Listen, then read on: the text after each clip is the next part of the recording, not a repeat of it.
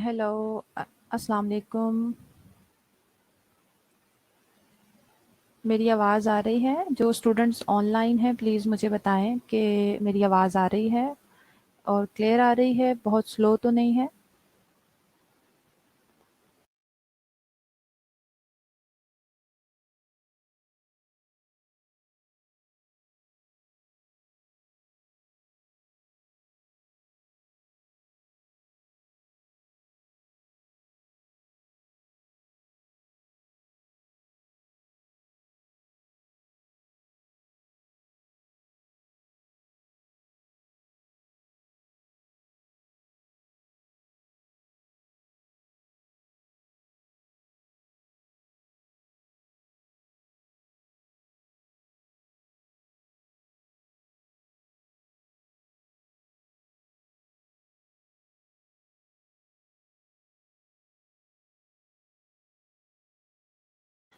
Okay Urooj, thank you. Good morning.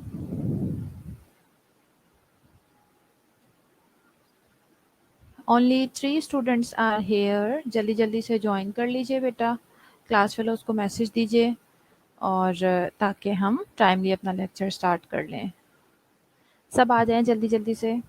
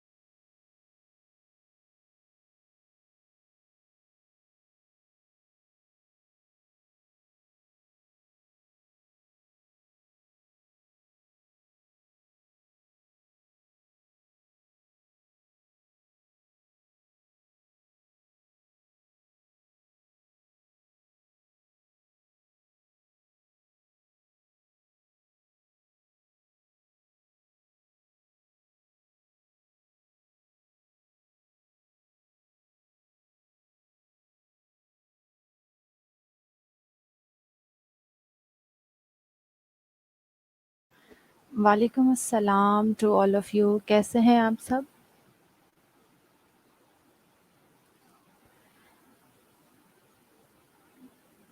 How are you all? Am I audible? आवाज़ clear है मेरी?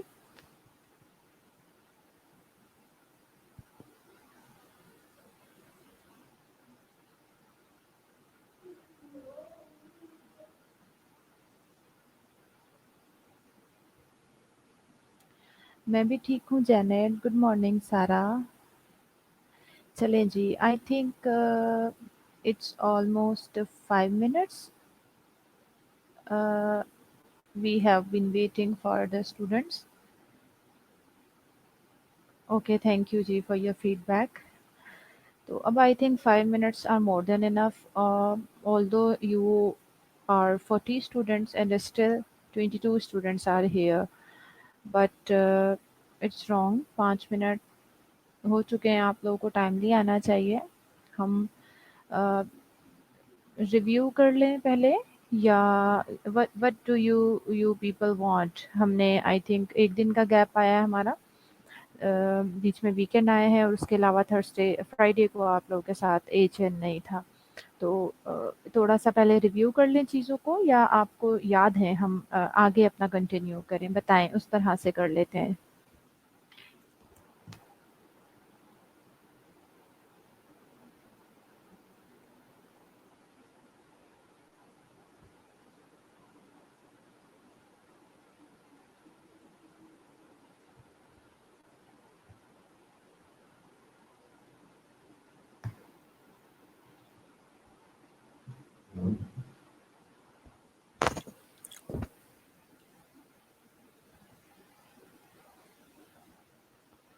वालेकुम अस्सलाम जी सब बच्चों को।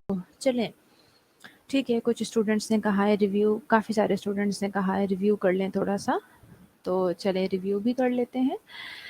यूनिट 1 हम पढ़ रहे हैं, ऑर्थोपेडिक नर्सिंग नाम है, जिसमें हम फर्स्ट टॉपिक जो है हमारा, this is about review of anatomy and physiology and review of the assessment of musculoskeletal system. क्या-क्या चीज़ें हम अब तक कवर कर चुके हैं मस्कुलोस्केलेटल सिस्टम की एनाटमी एंड फिजियोलॉजी में? हमने सबसे पहले ये चीज़ें कवर की कि मस्कुलोस्केलेटल सिस्टम में कौन-कौन सी चीज़ें इंक्लूड होती हैं, लाइक बोन्स हैं, जॉइंट्स हैं, मसल्स हैं, टेंडन्स हैं, लिगामेंट हैं। ठीक है जी, ये हमने पढ़ लिया था। उसके बाद हमने पढ़ा कि कोई भी डिजीज़ेज़ जो स्केलेटल को या फिर स्केलेटन के साथ जुड़े हुए मसल्स को इन्वॉल्व करेगी, उन चीज़ों को हम यहाँ पे डिस्कस करेंगे। और जो मस्कुलोस्केलेटल सिस्टम की वजह से डिसेबिलिटीज़ और डेथ का रेट भी बहुत ज़्यादा है।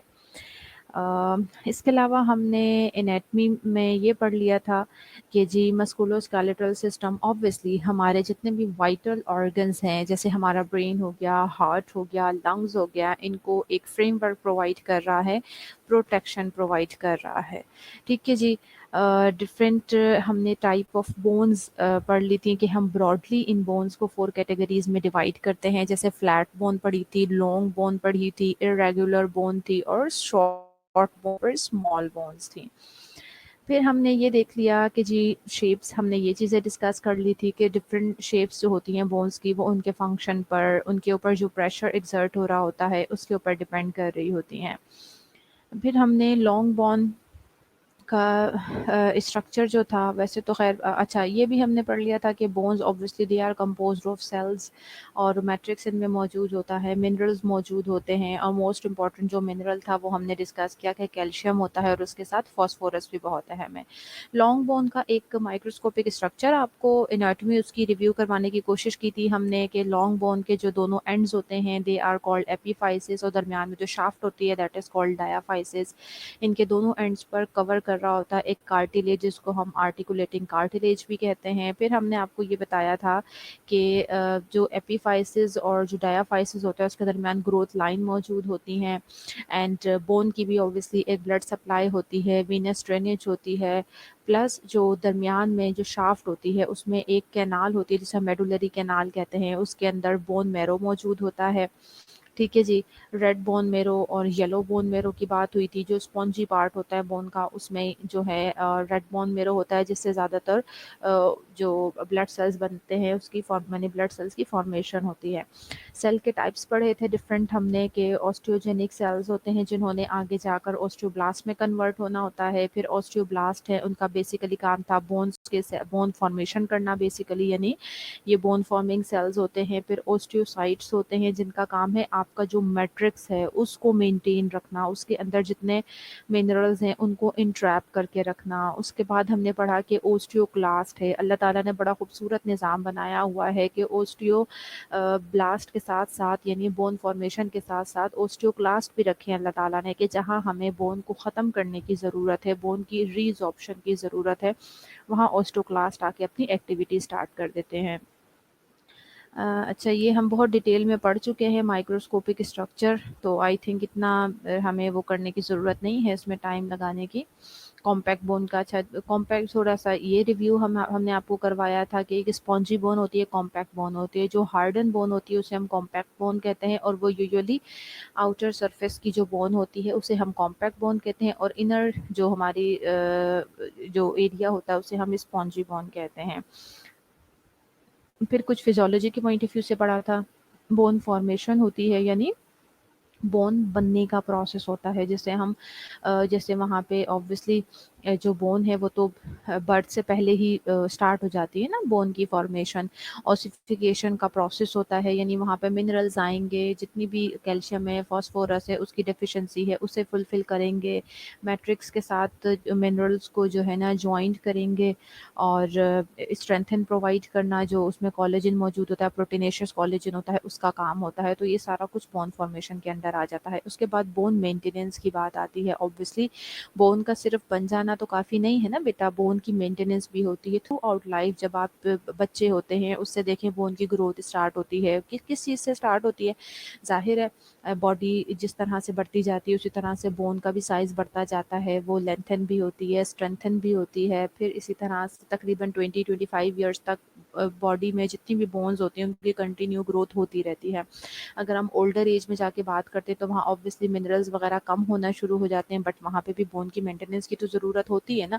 अब जब हमें बोन की मेंटेनेंस की वहाँ पर ज़रूरत है तो वहाँ कौन इन चीज़ों को फुलफिल कर रहा होता है? फिर हमें अपनी डाइट के अंदर इन चीज़ों को जो है शामिल करना पड़ता है, ताकि हमारी बोन जो है वो अच्छे से मेंटेन रह सके। फिर मल्टीपल फैक्टर आपके साथ डिस्कस किए थे, डाइटरी फैक्टर होते हैं, कुछ मेडिकेशंस होती हैं, कुछ मिनरल्स होते हैं जिनमें स्पेशली कैल्शियम था, वो हमारी बोन के ऊपर इफ़ेक्ट कर रहा होता है। प्लस मैंने हार्मोन्स का डिस्कस किया था आपके साथ के थायराइड हार्मोन, थायराइड ग्लैंड से जो काल्सिटोनिन रिलीज़ होता है वो, और पैराथायराइड हार्मोन पैराथायराइड ग्लैंड से जो रिलीज़ होते हैं, ये दोनों एक दूसरे के ऑपोजिट काम कर रहे होते हैं। इस तरह से ये कैल्शियम का लेवल मेंटेन रखते हैं आपके ब्लड के अंदर और बोन के अंदर, यानी अकॉर्डिंग टू द रिक्वायरमेंट। फिर आपका ग्रोथ हार्मोन का बहुत ज़्यादा इफ़ेक्ट है, और सेक्स हार्मोन जिसमें ईस्ट्रोजन और टेस्टोस्टेरोन है, इनका बहुत ज़्यादा आपकी बोन की ग्रोथ के ऊपर यानी इनका हिस्सा है। इसी तरह से आपकी फ़िज़िकल एक्टिविटी बहुत ही ज़्यादा ज़रूरी है। आप वेट बेयरिंग एक्सरसाइज़ेस करते हैं, वेट बेयरिंग डिफरेंट एक्टिविटीज़ करते हैं, आप वॉक करते हैं, ये सारी चीज़ें क्या करती हैं, आपकी मसल्स को, आपकी बोन्स को स्ट्रेंथन करते हैं। इसी तरह से आपकी डाइटरी हैबिट्स हो गई, जिनमें एटलीस्ट एडल्ट के लिए 1000 टू 1200 हमने कहा था कि at least milligram calcium adult bone mass maintain रखने के लिए बहुत ज़रूरी है। इसके अलावा डिफरेंट हार्मोन्स और प्लस कैल्शियम जैसे डिफरेंट हमारे पास हार्मोन्स भी होना बहुत ज़रूरी है, जो कि इंश्योर करेंगे कि कैल्शियम प्रॉपर्ली, अब जैसे विटामिन डी की मैंने आपको एग्जांपल दी थी, एक विटामिन है उसकी ज़रूरत है, अगर वो नहीं होगा तो बॉडी में आपकी कैल्शियम यानी ब्लड में ही घूमती रहेगी, और वो जहाँ बोन और टीथ में उसकी एब्जॉर्प्शन नहीं हो सकेगी। ठीक है जी, ये सब हमने पढ़ लिया था। और जी फिर बोन हीलिंग की बात आ जाती है। बोन हीलिंग में ये होता है बेटा कि यानी इंट्रा मेम्ब्रेनस और एंडोकॉन्ड्रियल ऑसिफिकेशन प्रोसेस होता है। जब भी कोई फ्रैक्चर हो जाता है तो वहाँ पे हमने पढ़ा था कि पूरा फ्रैक्चर का जो हीलिंग प्रोसेस था ना वो हमने पढ़ा था, उसे देख लेते हैं। उसमें हमने ये पढ़ा था कि फ़ेज़ 1 में रिएक्टिव फ़ेज़ होता है। वहाँ पे क्या-क्या था, जैसे नॉर्मली किसी भी बॉडी में कहीं इंजरी होती है, कोई भी टिश्यू इंजरी होती है, तो वहाँ पे ब्लड यहाँ पे यानी ब्लड आके अक्यूमुलेट होना शुरू हो जाता है, और वहाँ पे हेमाटोमा फॉर्मेशन हो सकती है। साइटोकाइन्स रिलीज़ होते हैं जिनका काम होता है इन्फ्लेमेटरी एक्टिविटी को स्टार्ट करवाना, ठीक है? प्रोलिफरेशन होना शुरू हो जाती है फाइब्रोब्लास्ट की, न्यू ब्लड वेसल्स वहाँ पे बनना शुरू हो जाती हैं ताकि अच्छे से हीलिंग हो सके। सेकंड फेज़ में रिपरेटिव फेज़ होती है, जिसमें आपके जो ग्रेनुलेशन टिश्यूज़ होते हैं वो मज़ीद प्रोलिफरेट होके पहले आपको एक प्रीकर्सर बनाते हैं कैलस का, दैट इज़ कॉल्ड प्रोकैलस। फिर हमने पढ़ा था कि एक सॉफ्ट कैलस बनता है और फिर उसके बाद एक हार्डन कैलस बनता है। ठीक है जी, और ये फिर रिप्लेस यानी जो सॉफ्ट से हार्डन कैलस बनने के दरमियान का एक पीरियड होता है, ये तकरीबन 3 टू 4 वीक्स तक टाइम ले सकता है। फिर उसके बाद फ़ेज़ 3 आ जाती है, जिसे हम रीमॉडलिंग फ़ेज़ कहते हैं। उसमें ये होता है कि जितनी भी आपकी बोन की यानी फ्रैक्चर हो गया है अगर, तो ऑब्वियसली जब वो नई बोन बन गई है अब उसको रीमॉडल होने की ज़रूरत है ना बॉडी में। जिस तरह से एक नेचुरली अल्लाह ताला ने आपकी बोन बनाई होती है, जिस शेप में बनाई होती है, उस शेप में उसको वापस लाने के लिए हम रीमॉडलिंग का फेज़ उसे कहते हैं। यानी वो नेचुरली वो तकरीबन मंथ्स टू ईयर्स उसमें लग जाते हैं। ये पिक्चर आपके साथ डिस्कस की थी। और हमने पढ़ा था फिर आर्टिकुलेशन के बारे में कि जहाँ पे भी 2 या 2 से ज़्यादा बोन्स आकर जॉइंट हो रही होती हैं, उसे हम आर्टिकुलेशन कहते हैं या फिर हम उसे जॉइंट कहते हैं। फिर हमने पढ़ा था डिफरेंट टाइप के जो ब्रॉडली हम डिवाइड करते हैं जॉइंट्स को, वो जो होते हैं सिन आर्थरोसिस जॉइंट होते हैं, जो बिल्कुल इमूवेबल जॉइंट्स होते हैं ना, जैसे स्कल के मैंने आपको जॉइंट्स बताए थे। फिर एम्फी आर्थरोसिस हो गए जिसमें पार्शियल मूवमेंट होती है, जैसे सिम्फिसिस प्यूबिस के बारे में, प्यूबिक बोन के बारे में आपको बताया था। देन डायाआर्थरोसिस वो होते हैं जिसमें फुली मूवमेंट पॉसिबल होती है। ठीक है जी।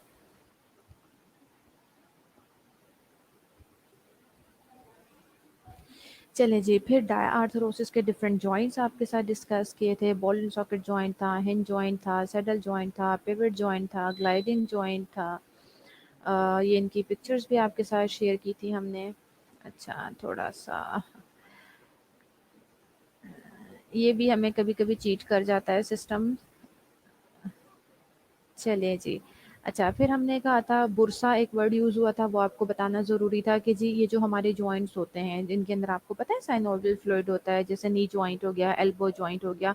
तो ये साइनोवियल फ्लूइड जिस कैविटी के अंदर मौजूद होता है दैट इज़ कॉल्ड बुरसा, और ऑब्वियसली इसके साथ हमारे डिफरेंट लिगामेंट्स मौजूद हैं, मसल्स मौजूद हैं, बोन के साथ जॉइंट हैं। और अच्छा, इसके अलावा हमने फिर मसल्स के बारे में बात की थी कि स्केलेटल मसल्स जो होते हैं, डिफरेंट टाइप के मसल्स हैं ना, हमारे हार्ट के मसल्स हैं, हमारे स्मूथ मसल्स हैं, स्केलेटल मसल्स हैं। स्केलेटल मसल जो होते हैं हमारे यहाँ इस यूनिट में हमने डिस्कस करने हैं। तो स्केलेटल मसल्स जो ऑब्वियसली स्केलेटन के साथ मसल्स अटैच्ड होते हैं, और मसल की जो मूवमेंट, सॉरी, जो जॉइंट की मूवमेंट होती है उसमें वो हेल्प आउट कर रहे होते हैं हमें। स्केलेटल मसल की कॉन्ट्रैक्शन का प्रोसेस पढ़ा था, इसे आई थिंक हम पिक्चर से थोड़ा-सा वो कर लेते हैं। हाँ, उसमें हमने आपको ये बताया था कि इनके जो मेन मसल फाइबर्स होते हैं, they are the individual unit जिनकी वजह से जो मूवमेंट होती है वो पॉसिबल होती है। देखिए, एक्टिन और मायोसिन फिलामेंट्स होते हैं जिनकी वजह से मूवमेंट पॉसिबल है। यहाँ पे देखें, एक्टिन मायोसिन के साथ जॉइंट हो रहे हैं और एनर्जी यूज़ हो रही होती है। ठीक है जी, कैल्शियम की प्रेजेंस होती है, एक्शन पोटेंशियल जनरेट होता है, और पहले कॉन्ट्रैक्शन होती है, और फिर जैसे ही एक कॉन्ट्रैक्शन कंप्लीट होती है फ़ौरन से एक्टिन और मायोसिन जो है एक दूसरे के साथ डिटैच हो जाते हैं, और उस कंडीशन में रिलैक्सेशन होगी। इसी तरह से बैक टू बैक कंटिन्यूएशन में रिलैक्सेशन कॉन्ट्रैक्शन होती है, जिसकी वजह से आपके मसल्स की जो है वो मूवमेंट पॉसिबल होती है बेटा जी। ठीक है। यहाँ पे जो एनर्जी यूज़ हो रही होती है, रिलीज़ होती है, फिर यूज़ होती है, दैट इज़ एटीपी फॉर्म में एनर्जी यूज़ हो रही होती है, और ये बहुत रैपिड मूवमेंट हो रही होती है, जिसकी, सॉरी, बहुत रैपिड एक्शन हो रहा होता है रिलैक्सेशन और कॉन्ट्रैक्शन का, जिसकी वजह से मूवमेंट पॉसिबल होती है। मसल टोन हमने डिस्कस की थी। मसल टोन बेसिकली बहुत ज़रूरी होती है, जितने ज़्यादा आपके यानी मसल्स की स्ट्रेंथ के लिए ज़रूरी होती है। आपके मसल जितने ज़्यादा स्ट्रेंथन होंगे उतनी ही उनकी अच्छी टोन होगी। जब हम रिलैक्स होते हैं, सो रहे होते हैं, उस टाइम हमारे जो मसल्स होते हैं उनमें इतनी ज़्यादा टोन नहीं होती, यानी दे आर रिलैक्स। लेकिन जब हम एंग्शियस होते हैं तो उस वक्त बहुत ज़्यादा जो है ना वो हो जाती है, यानी मसल्स की जो स्ट्रेंथ है और जो टोन है वो बहुत ज़्यादा हो जाती है। एक वर्ड हमने यूज़ किया था फ्लैसिड मसल्स का। ये उस वक्त यूज़ होता है बेटा जब हमारे मसल्स के अंदर टोन जो है वो बिल्कुल ख़त्म हो जाती है, यानी वो नर्व इंजरी की वजह से हो सकता है, उसे हम फ्लैसिड कहते हैं। और अगर किसी मसल में ज़रूरत से ज़्यादा ही जो है वो टोन प्रोड्यूस हो जाती है, that is called spastic muscles. ठीक है जी। इसके अलावा ये है कि जो हमारे और ऑब्वियसली ये सारी चीज़ें किस पे डिपेंड कर रही होती हैं, ये हमारे जो डिफरेंट नर्व्स होती हैं उसके ऊपर डिपेंड कर रही होती हैं, यानी हमारी न्यूरॉन्स के ऊपर डिपेंड कर रही होती हैं। और मसल एक्शंस में भी यही चीज़ें हमने डिस्कस की थी। आपको बताया था कि जो मसल्स होते हैं,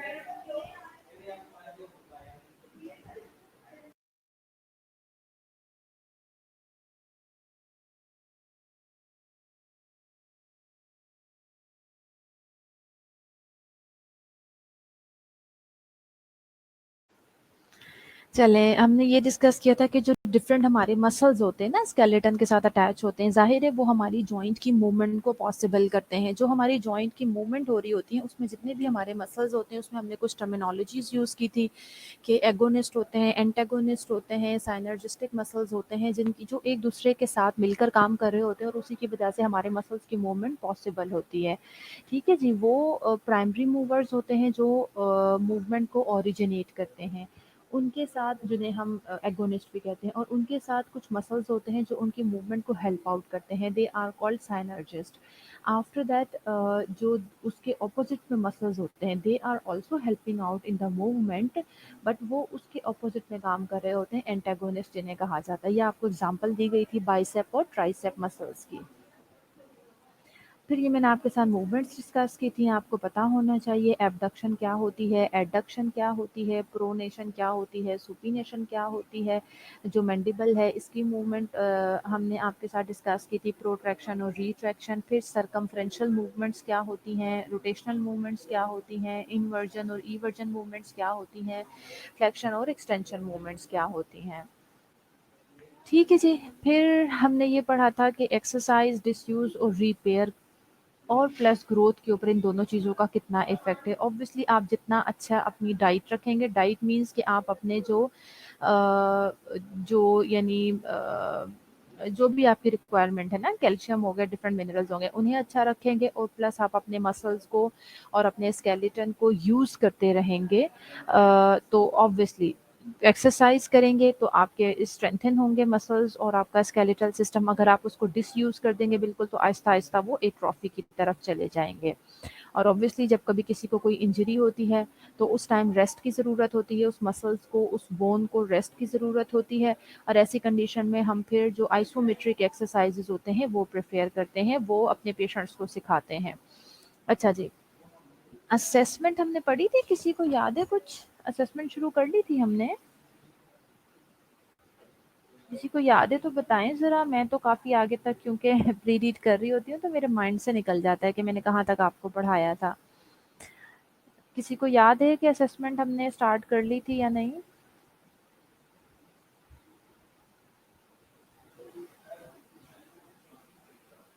जवाब दे दिया करें बेटा।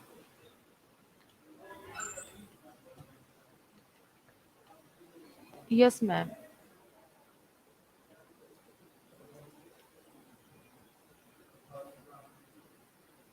आधे बच्चे कह रहे हैं कर ली थी, आधे कह रहे हैं नहीं कर ली थी। आई थिंक अगर स्टार्ट भी की थी तो हमने थोड़ा ही पढ़ा था, ज़्यादा नहीं। तो चलें हम असेसमेंट से जो है इसको लेके चलते हैं। जिस तरह से एनाटॉमी फिजियोलॉजी का रिव्यू करना ज़रूरी था, उसी तरह से असेसमेंट का रिव्यू करना भी ज़रूरी है। आप सबको पता है, सबसे पहली चीज़ यही होती है कि हम पेशेंट के साथ इंटरेक्शन करते हैं, तो एक इंटरव्यू लिया जाता है जिसमें हमने पेशेंट की हेल्थ हिस्ट्री को कलेक्ट करना होता है।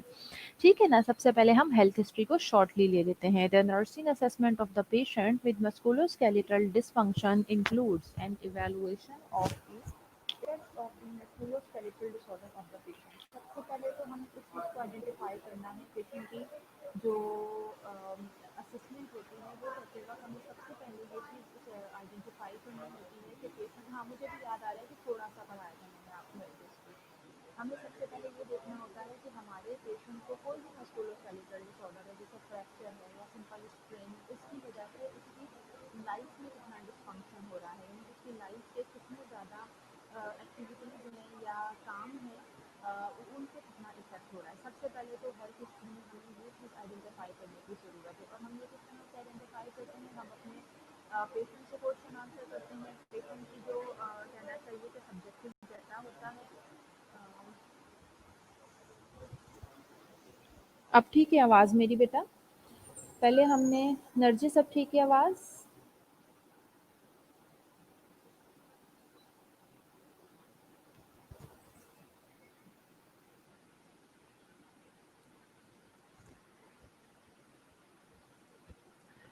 अच्छा, नहीं मेरी आवाज़ स्लो नहीं हो गई थी ज़्यादा, थोड़ा वो कुछ यहाँ बैकग्राउंड में काफ़ी ज़्यादा शोर हो गया था इस वजह से। अच्छा जी, एक तो ये रीज़न होता है, सबसे पहले हमें ये आइडेंटिफ़ाई करना है। ये हम किस तरह से आइडेंटिफ़ाई करेंगे? ऑब्वियसली हम अपने पेशेंट से सब्जेक्टिव डाटा लेंगे, और प्लस हम जो है खुद भी चीज़ों को ऑब्जर्व करेंगे। ठीक है।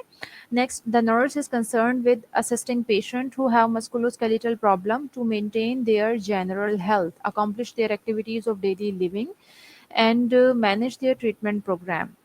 हमने इस चीज़ अब नेक्स्ट जो है ये बहुत इम्पॉर्टेंट है ये चीज़ कि ये नर्स की रिस्पॉन्सिबिलिटी है कि उसने अपने पेशेंट को असिस्ट करवाना है। यानी ऑब्वियसली अगर उसके साथ मस्कुलोस्केलेटल सिस्टम से रिलेटेड कोई भी प्रॉब्लम है तो पेशेंट की जो डेली लिविंग एक्टिविटीज़ है उनके साथ आपने जो है असिस्ट करवाना है उन्हें। यानी ऑब्वियसली बिल्कुल डिपेंडेंट नहीं करना ना पेशेंट को। हमारा ये मकसद है कि हमने पेशेंट को डिपेंडेंट नहीं करना। अब भी बहुत स्लो है आवाज़ क्या? काफ़ी बच्चे तो कह रहे हैं अब ठीक है। अरूज आपको क्यों स्लो आ रही है आवाज़? चलें, सबसे पहले ये हो गया कि हमने जितनी भी डेली एक्टिविटीज़ होंगी पेशेंट को हमने असिस्ट करना है ताकि वो बिल्कुल डिपेंडेंट ना हो जाए। ठीक है जी। The nurse encourages optimal nutrition and prevents problem related to immobility. Through an individualized plan of nursing care, the nurse help the patient achieve maximum health. Okay ठीक है, थैंक यू जी। आवाज़ ठीक आ रही है, ठीक है, थैंक यू। तो हमने अब बीइंग अ नर्स हमारी क्या रिस्पॉन्सिबिलिटीज़ है? हमारी रिस्पॉन्सिबिलिटीज़ हैं कि इस तरह के पेशेंट्स को हमने एक तो सबसे पहले ऑप्टिमल न्यूट्रिशन प्रोवाइड करनी है, बताना है उन्हें कि आपकी जो मतलब ऑब्वियसली कैल्शियम का इंटेक बढ़ाना है, फास्फोरस का, उनकी डाइट में किस किस अब उनको बताना है कि कैल्शियम किस किस चीज़ में मौजूद होता है, ये न्यूट्रिएंट्स किस किस चीज़ में मौजूद होते हैं। ये सारी चीज़ें उन्हें इंश्योर करवानी है ऑप्टिमल न्यूट्रिशन के लिए, प्लस उन्हें इनकरेज भी करना है। ठीक है, यानी उनकी कंप्लाइंस बढ़ानी है आपने। ये ना हो कि एक दिन वो चीज़ें ले रहे हैं और उसके बाद 4 दिन वो बिल्कुल भी नहीं ले रहे, बिल्कुल मेरी तरह। ठीक है ना? तो ऐसा नहीं होना चाहिए। और जो इमोबिलिटी से रिलेटेड पेशेंट के प्रॉब्लम हो सकते हैं जिसमें सबसे ज़्यादा इम्पॉर्टेंट आपको पता है प्रेशर अल्सर्स या बेड सोर्स हैं। उसके लिए आप अगर मूवमेंट पेशेंट की किसी भी असिस्टेड डिवाइस के साथ मूवमेंट अलाउ की है डॉक्टर ने तो आप उन्हें मूव करवाएं। अदरवाइज उनकी at least 2 hourly 3 hourly position change होनी चाहिए। ठीक है। और इन सारी चीज़ों के लिए बहुत ज़रूरी है कि पेशेंट का इंडिविजुअलाइज्ड नर्सिंग केयर प्लान हमने प्रिपेयर करना है। ये नहीं करना कि हमारे जो पेशेंट्स हैं सारे के सारे हम कहें जी ये तो सारे फ्रैक्चर के पेशेंट हैं तो इन सब के लिए एक ही जैसा नर्सिंग केयर प्लान होगा। आपको पता है दिस इज़ नॉट पॉसिबल। हर पेशेंट की इंडिविजुअल नीड्स होती हैं और being a nurse this is our responsibility कि हम अपने जो पेशेंट्स हैं उनकी इंडिविजुअल नीड्स को आइडेंटिफाई करें और उसके अकॉर्डिंगली हर पेशेंट की अलग अलग ज़रूरियात होती हैं। तो उसके अकॉर्डिंगली हम उनके लिए इस तरह के नर्सिंग केयर प्लान्स तैयार करें ताकि हम अपने पेशेंट की मैक्सिमम हेल्थ को अचीव कर सकें, यानी अच्छा आउटकम हमारे पास हेल्थ का आए। कॉमन सिम्टम्स देख लेते हैं जब हम इंटरव्यू कर रहे होंगे पेशेंट का या फिर फिजिकल असेसमेंट कर रहे होंगे। The patient with a musculoskeletal disorder may report pain की कंप्लेन कर सकता है, टेंडरनेस की कंप्लेन कर सकता है, टाइटनेस की कंप्लेन कर सकता है और एबनॉर्मल सेंसेशन की कंप्लेन कर सकता है। यानी पेन आप सबको पता है, टेंडरनेस यानी this also word is used with pain and tightness मतलब मस्कुलर, जैसे देखिए कभी हो जाता है ना स्प्रेन हो जाता है या फिर किसी भी लिगामेंट का इन्फ्लेमेशन हो जाता है, टेंडन में इन्फ्लेमेशन हो जाता है, टेंडनाइटिस हो जाता है।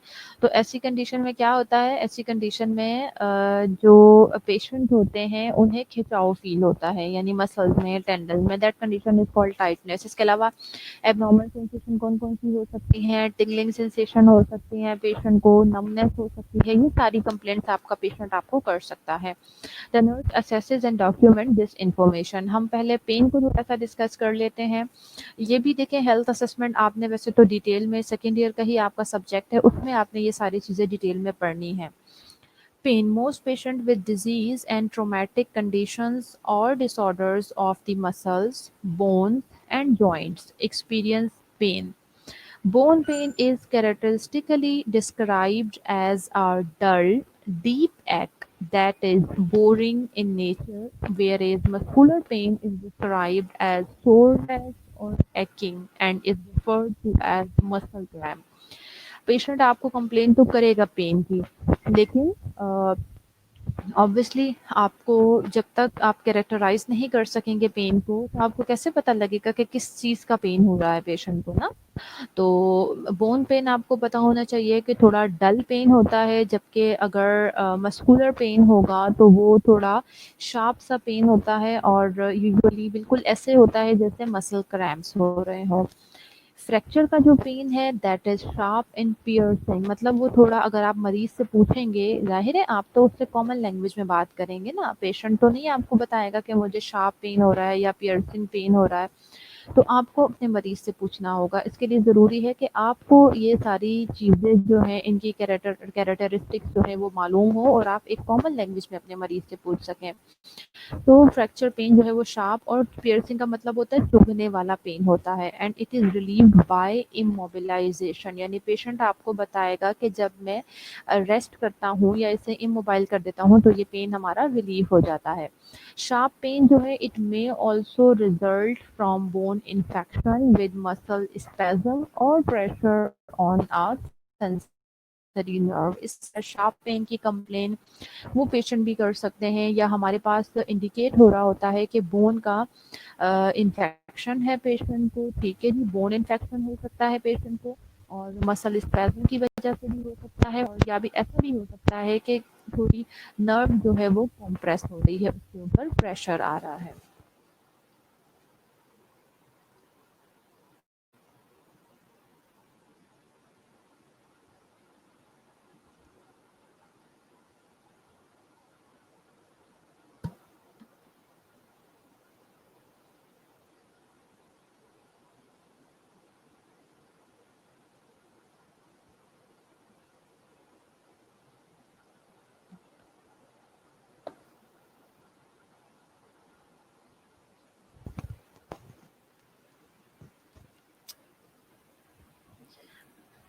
चलें, rest relieves most musculoskeletal pain. Pain that increases with activity may indicate joint sprain, muscle strain और compartment syndrome, जैसे हम आगे डिटेल में पढ़ेंगे।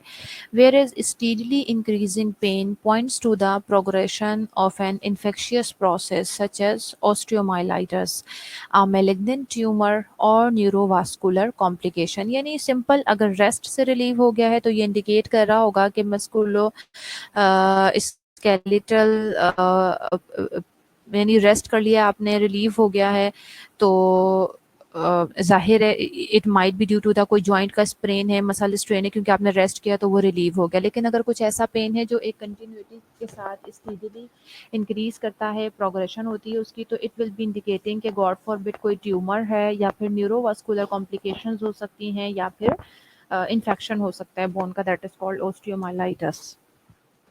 Radiating pain occurs in condition in which pressure is exerted on a nerve root. Pain is variable and is its assessment and nursing management must be individualized. अगर pen radiate कर रहा है तो ज़्यादातर यही कंडीशंस होती हैं कि जो नर्व्स हैं उसकी रूट के ऊपर प्रेशर एक्सर्ट हो रहा है, इस वजह से इस तरह का पेन आ रहा है। ठीक है जी। It is important that the patient's pain and discomfort be managed successfully. Not only is pain exhausting, but also, if prolonged, it can force the patient to become increasingly preoccupied and dependent.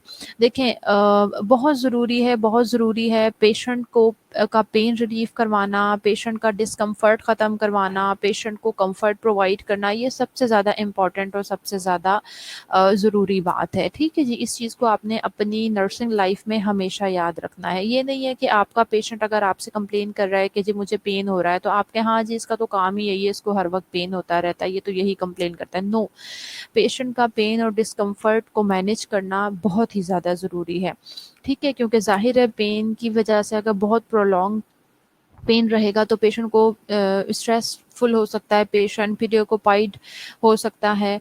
ठीक है जी, और फिर आहिस्ता आहिस्ता ज़ाहिर है pen की वजह से वो कोई एक्टिविटी परफॉर्म नहीं कर सकेगा, तो वो दूसरों के ऊपर डिपेंडेंट होना शुरू हो जाएगा, जो कि हम बिल्कुल भी नहीं चाहते। पेन के बाद ऑल्टर्ड सेंसेशंस को देख लेते हैं। Sensory disturbances are frequently associated with musculoskeletal problem. जो सेंसरी डिस्टर्बेंसेस हैं ये हमें मोस्ट फ्रीक्वेंटली मस्कुलोस्केलेटल सिस्टम के जो हमारे प्रॉब्लम्स होते हैं उसके साथ हमें इनकाउंटर करना पड़ता है। ठीक है जी। द पेशेंट में डिस्क्राइब पारेस्थीसियाज, पेशेंट आपको कंप्लेन कर सकता है कि मुझे बर्निंग यानी मुझे हाथों पाँव में जलन महसूस हो रही है, या सुन हो जाते हैं, numbness जिसको बोलते हैं, या फिर वो कहेगा ऐसे जैसे सुइयां चुभ रही हैं, टिंगलिंग सेंसेशन हो रही है।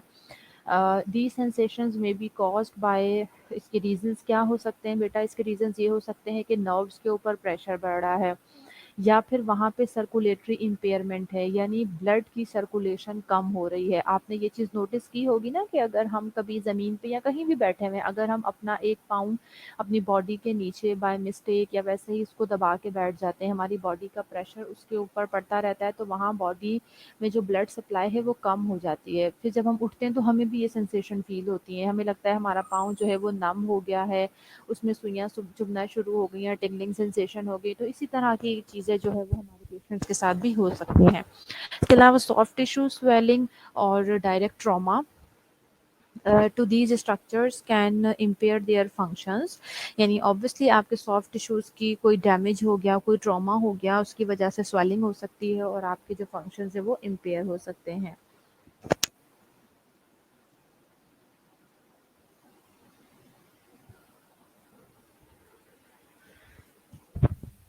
The nurse assesses the neurovascular status of the involved musculoskeletal area। तो ऑब्वियसली जब हम असेसमेंट कर रहे होते हैं तो पेशेंट का जो न्यूरोवास्कुलर स्टेटस होता है उस एरिया का जिसकी भी हम बात कर रहे हैं उसे हम ज़रूर चेक करते हैं। Nurse should ask questions regarding altered sensation from the patient, such as about numbness, pain, or any abnormal sensation, and its duration and relieving factor. So obviously, nurse जो है वो क्वेश्चन पूछेगा रिगार्डिंगली, यानी जो भी पेशेंट को, यानी ऑल्टर्ड सेंसेशन से रिलेटेड हम पेशेंट से पूछेंगे आपको नमनेस तो नहीं होती, दर्द तो नहीं होता, और अगर ये चीज़ें हैं तो उसकी कैरेक्टरिस्टिक्स भी पूछेंगे, यानी उसका ड्यूरेशन कितना है, कितनी देर तक वो रहता है, और उसके रिलीविंग फैक्टर्स कौन कौन से हैं। यदि किस तरह से वो रिलीव हो जाता, आपके रेस्ट करने से रिलीव होता है, या आप कोई मेडिकेशन लेते हैं, क्या करते हैं। Then assessment that nurse should make regarding the altered sensation include the following. अब थोड़ा सा देख लेते हैं कि क्या क्या असेसमेंट उन्होंने करनी होती हैं। If the affected part is an extremity, how does its overall appearance compare to the unaffected extremity, यानी अगर अफेक्टेड पार्ट जो है वो कोई एक्सट्रीमिटी है, यानी बाजू हो सकते हैं, लेग्स हो सकती हैं, तो हम सिंपली जो हमारा अफेक्टेड पार्ट होगा उसको अनअफेक्टेड पार्ट के साथ कंपेयर करेंगे, यानी उसकी ओवरऑल अपीयरेंस को सबसे पहले हम देखेंगे कि एक नज़र में देखने में हमें दोनों में कोई डिफरेंस तो नज़र नहीं आ रहा। Can the patient move the affected part, फिर हम ये देखेंगे कि जो अफेक्टेड पार्ट है, मरीज से कहेंगे कि आप इसको मूव करें, आप दें, तो फिर हम ये देखेंगे कि वो पेशेंट का जो अफेक्टेड पार्ट है वो मूव कर सकता है या नहीं सकता है। If an extremity is involved, does each toe and finger has normal sensation and motion, यानी flexion और extension कर रही है या नहीं, and is the skin warm or cool, ये सारी चीज़ें हम चेक करेंगे। What is the color of the part distal to the affected area, is it pale, dusky, mottled, cyanotic, यानी जो एरिया आपको नज़र आ रहा है, इन्फेक्टेड नज़र आ रहा है या अफेक्टेड नज़र आ रहा है, वो तो ठीक है, उसके बाद उससे आगे तो वो एरिया किस किस्म का, यानी ऐसा तो नहीं है कि वो पेल हो रहा है, यानी आई मीन कि वहाँ पे ब्लड सप्लाई सही नहीं है, साइनोटिक एरिया, तो इन चीज़ों को करना बहुत ज़रूरी है। डज रैपिड कैपिलरी रीफिल अकर, फिर हमने कैपिलरी रीफिल को चेक करना होता है। किस तरह से करते हैं? The nurse can gently squeeze a nail until it blanches, then releases the pressure. The amount of time for the color under nail to return within 3 seconds. The return of color is evidence of capillary refill, यानी हमने capillary refill check करना है। Capillary पता भी होगा आप लोगों को, but obviously this is face to face interaction नहीं हो रहा होता हमारा, इसलिए मुझे हर चीज़ को यहाँ राइट डाउन लगता है। तो सिंपली हम अपने किसी भी जगह कर सकते हैं, वो मोस्ट इम्पॉर्टेंटली बड़ा इजी हमारे लिए ये हो जाता है कि हम नेल्स को सिंपल मतलब प्रेस करके एकदम से छोड़ते हैं और देखते हैं कि विद इन 3 सेकंड्स वो दोबारा से कैपिलरीज का ब्लड वाले यानी ब्लड फ्लो जो है वो वापस आ जाता है, वो पिंक हो जाता है, रेड हो जाता है, तो ठीक है, इट मीन्स कि कैपिलरी रीफिल बिल्कुल ठीक है।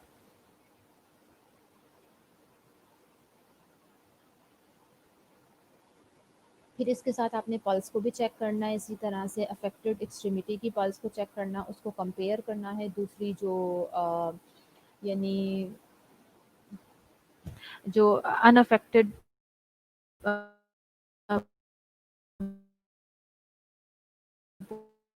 पोर्शन है उसकी हमने पल्स को उसके साथ पल्स को कंपेयर करना है। एडिमा तो पड़ रहे हैं, फॉर एग्जांपल बहुत टाइट क्लोथिंग पहनी हुई हो, तो बहुत टाइट कोई सॉक्स पहने हुए हो, इस चीज में प्रेस कर रही हो, या अफेक्टेड पार्ट और modifying its position affect the symptom. फिर हम ये चेक कर लेंगे कि हमने अगर अफेक्टेड पार्ट को एलिवेट किया है, बॉडी से ऊपर कर दिया है, या हमने उसकी कुछ और पोजीशन चेंज कर दी है, तो क्या ये जो हमारा पार्ट है इसने पेशेंट के जो सिम्टम्स थे उसको उसके को किया है या नहीं किया, ये सारी चीजें हम चेक कर लेंगे।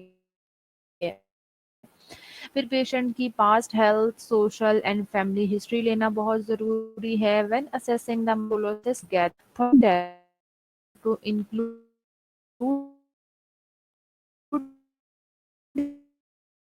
इन the patient's health history such as हम पेशेंट के देखें ऑक्यूपेशन के बारे में, ये क्या करता है, कितनी फिजिकल एक्टिविटी उसके काम में, यानी कितनी फिजिकल एक्टिविटी इन्वॉल्व होती है उसके काम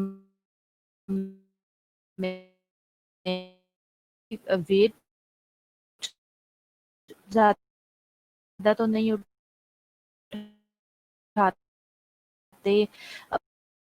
हैवी लिफ्टिंग तो नहीं करते, फिर उनका एक्सरसाइज पैटर्न पूछेंगे कि आप एक्सरसाइज करते हैं, नहीं करते, करते हैं तो आपका एक्सरसाइज, तो ये सारी हिस्ट्री भी हमने लेनी है और इससे रिलेटेड कोई प्रॉब्लम। फिर इसी तरह से हम देखते हैं कि फैमिलीज में कोई प्रॉब्लम।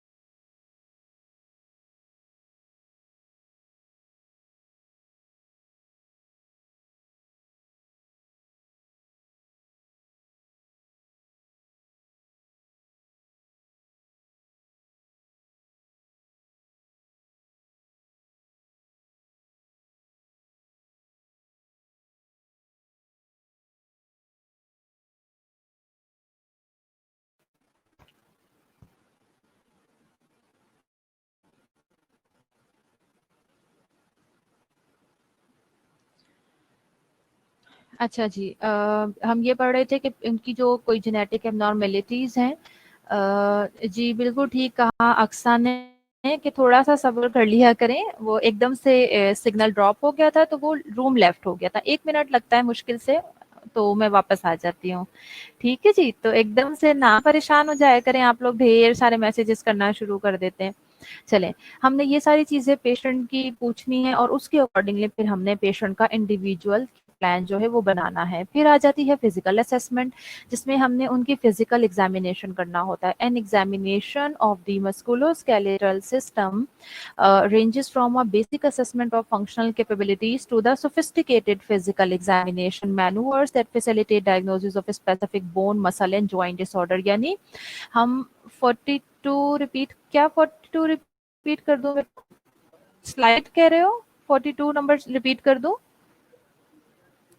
अच्छा चलें कर देती हूँ। 42 में सिंपल ये था कि हम जो उसका न्यूरो वास्कुलर असेसमेंट चेक कर रहे थे ना बेटा, उसमें मैंने क्वेश्चन आपको बताई थी। हमने ये देखना है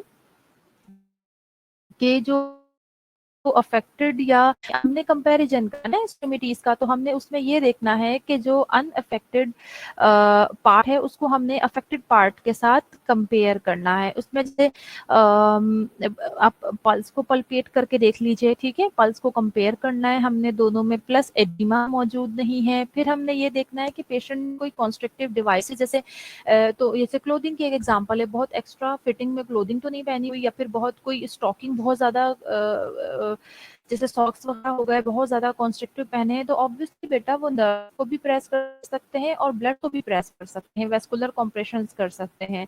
प्लस हमने ये देखा कि क्या अगर हमने अफेक्टेड पार्ट जो है उसको अगर हमने एलिवेट किया है, ऊंचा किया है, या फिर हमने उसको मॉडिफाई किया है, तो क्या जो उसकी पोजीशन है उसके जो सिम्टम्स है, यानी इस पोजीशन की वजह से उसके जो सिम्टम्स है उसके ऊपर कोई इफेक्ट हुआ है या नहीं हुआ है। ठीक है जी। और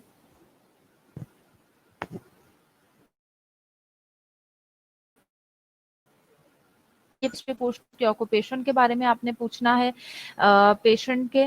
चलें फिजिकल असेसमेंट में मैंने आपको ये पढ़ाया। चलें फिजिकल असेसमेंट इंशाल्लाह भी आप सबको पता है कि अभी नेक्स्ट क्लास भी जो है वो मेरी है बेटा, 11 से 12 भी जो है मैं ही आपकी क्लास लूंगी, एडल्ट हेल्थ नर्सिंग की ही क्लास होगी। अभी 45 मिनट्स हो चुके हैं हमारी क्लास को, तो इट्स अटेंडेंस टाइम। सबको पता है अटेंडेंस मार्क करवाने का क्या रूल है, तो अब हम अटेंडेंस मार्क करना शुरू करते हैं इंशाल्लाह। फिर अब हमारी जो नेक्स्ट क्लास है उसमें हम फिजिकल असेसमेंट से इसको लेके चलेंगे। ठीक है जी। चलें अब सब अटेंडेंस मार्क करवा दीजिए।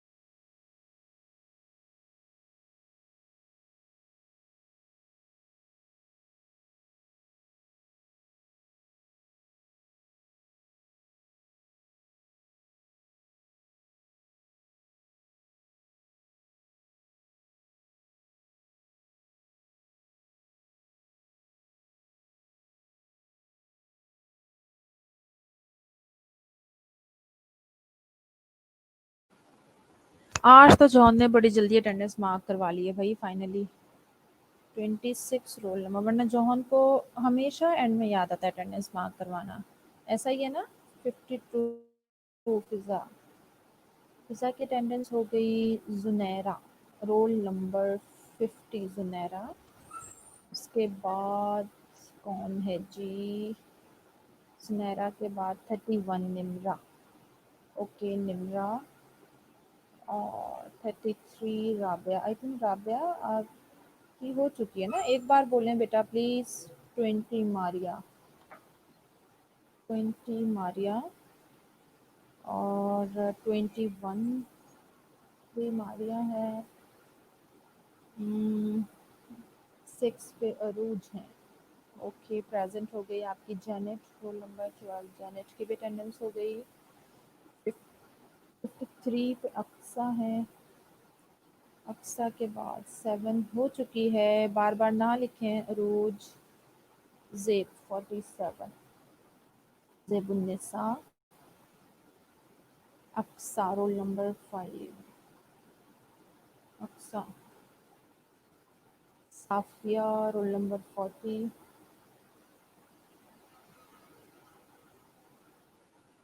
Role number 3 Ammara, roll number हाँ ठीक है अम्मारा का। और कौन है जी? Rida Ahmed roll number 36, roll number 36 Rida Ahmed हो चुकी है अटेंडेंस बेटा। 37 बेटा Tanveer, Maham Afzal roll number 18 Maham, Insa Bibi roll number 16। Okay जी, हदीका रोल नंबर 10 प्रेजेंट है। 49 जैनब, 49 जैनब, 38 रुपया, 38 रुपया, 36 रिदा, रिदा, केजिया 15, केजिया 15 है, और नरजिस 29, 29 नरजिस। ओके जी, 33 पे राबिया, आई थिंक हो चुकी है राबिया की अटेंडेंस। फिर राबिया बार बार लिख रही हो बेटा। 30 पे निम्रा,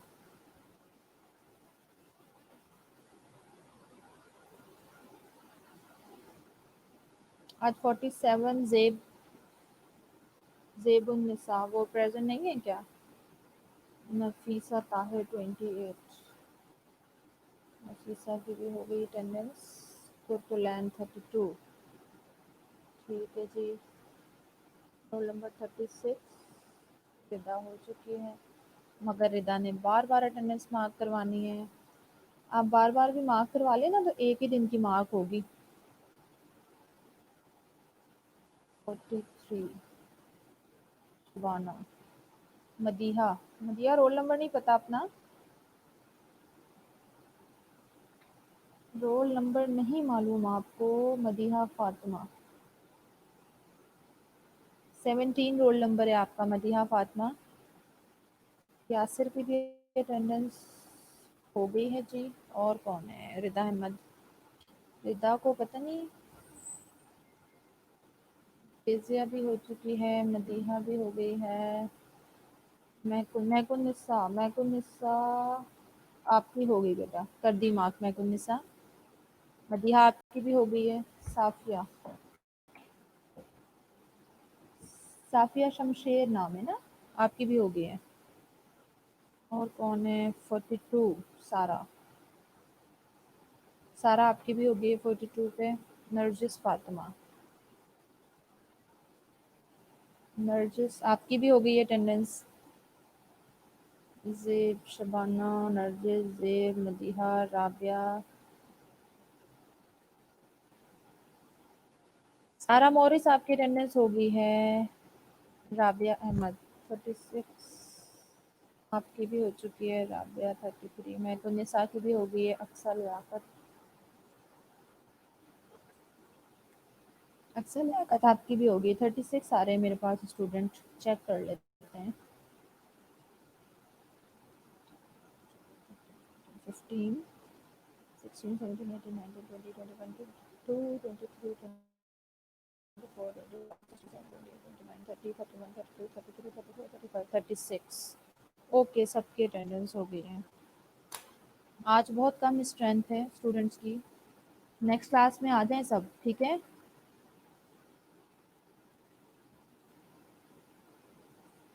हाँ, तो यही मैंने जवाब दिया ना निम्रा। एक बार अटेंडेंस मार्क करवाएं या 10 बार अपना नाम लिख के भेजें, सिर्फ एक ही लेक्चर की अटेंडेंस मार्क करूंगी, ठीक है? ऐसा नहीं है 4 बार नाम लिख के दे देंगे तो 4 दिन के एडवांस में मार्क हो जाएगी। सायरा हो गई आपकी अटेंडेंस 41 रोल नंबर।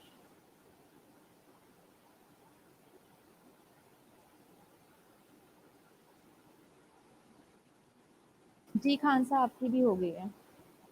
और कौन पूछ रहा है? सबकी हो गई है, परेशान ना हो। यहाँ तक कोई क्वेरी है तो पूछ लीजिए। फैसल मुस्तफ़ा, अब आए हैं आप। 25, ओके आपकी भी होगी अटेंडेंस।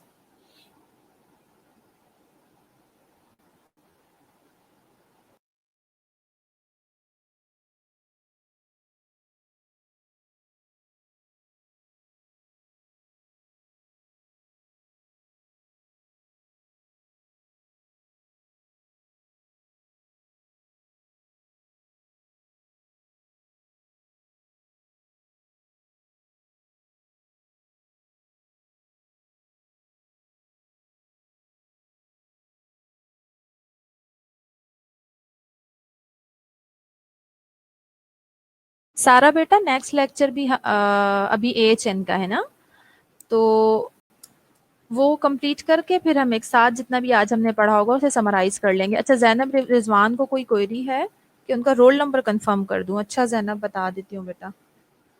ज़ैनब रिजवान बेटा आपका रोल नंबर है 49, ठीक है जी। और ज़ैनब शब्बीर हैं 48 और ज़ैबुन्निसा है 47।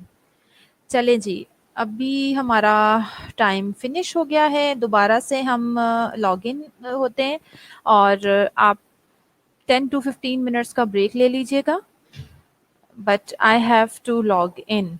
उसके बाद आप जो है 10 to 15 मिनट्स का ब्रेक ले लें, फिर हम इंशाल्लाह अपनी नेक्स्ट क्लास स्टार्ट कर लेंगे, ठीक है जी।